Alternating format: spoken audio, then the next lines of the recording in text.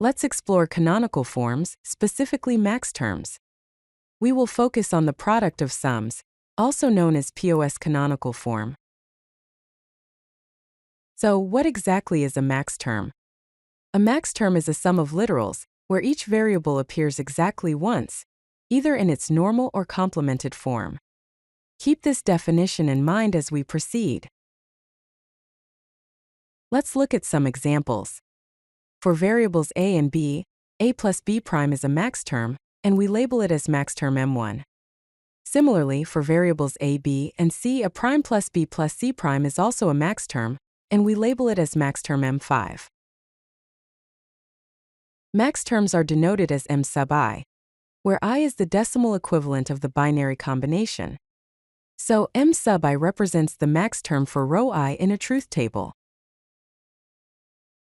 Here's a truth table for two variables, a and b, illustrating Maxterms. When a is 0 and b is 0, the Maxterm is a plus b. When a is 0 and b is 1, the Maxterm is a plus b prime.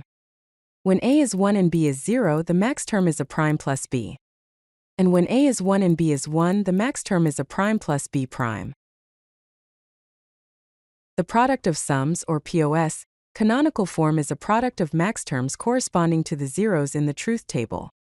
It can be represented by the formula f equals the product of m sub I. Consider a function f of a, b, and c where f equals 0 for rows 1, 3, and 5.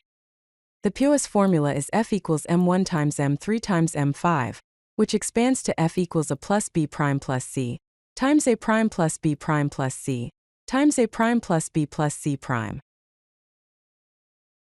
Let's summarize the key points.